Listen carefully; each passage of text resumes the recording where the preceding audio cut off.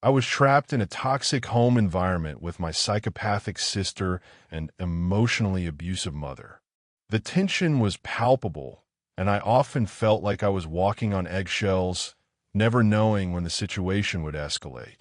My sister's behavior was erratic and unpredictable, and I had learned to avoid her as much as possible. But despite my best efforts, I couldn't escape her wrath. One day, my sister sent me a vicious direct message, calling me names, saying she hated me, and even wishing harm upon me. The words cut deep, and I felt like I'd been punched in the gut. I read the message over and over again, trying to make sense of it, but it just didn't seem real. How could someone I had grown up with, someone who was supposed to be my sibling and my friend, say such horrible things to me? When I read the message, I broke down in tears, and my mom, instead of comforting me, laughed uncontrollably and sided with my sister. Her response was a harsh reminder that I was on my own, and I couldn't rely on her for support or protection.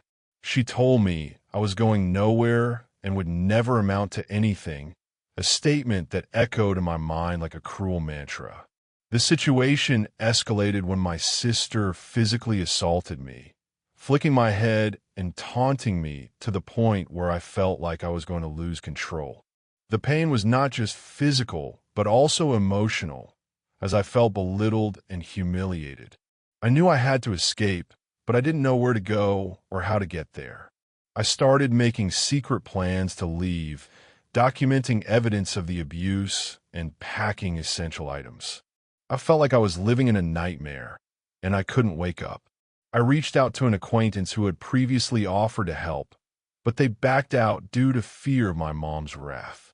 I was left with no choice but to seek refuge at a domestic violence shelter. I was in a state of panic, and my appearance reflected the chaos I was going through. I hadn't showered in days, and my clothes were stained and worn. But the shelter provided me with a safe haven, and I began to rebuild my life. The shelter was a game changer. The staff were supportive and understanding, and they provided me with the resources I needed to start anew. I formed bonds with the other residents, women who had gone through similar experiences and understood the trauma and pain that I was feeling. We shared meals, received therapy, and even got visits from a church group that provided us with handmade quilts. One quilt, in particular, has become a symbol of comfort and hope for me. It's a reminder that I'm not alone and that there are people who care. As I settled into the shelter, I began to feel a sense of peace and calm that I hadn't felt in a long time. The staff were kind and compassionate, and they helped me to develop a plan for my future. I started attending therapy sessions where I was able to process my emotions and work through the trauma that I had experienced. I also started taking classes where I learned new skills and gained confidence in my abilities. After 30 days, I secured a job and started working towards independence. It was a challenging process, but I was determined to succeed. I eventually found a place to rent and continued to focus on my well-being. I even went back to school, and this time, I was determined to succeed.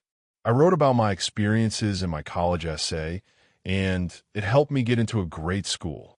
I graduated this year, and it's a feeling like no other. I'm proud of myself for persevering and overcoming the obstacles that were thrown my way. I've also found love and support in my fiancé and his family.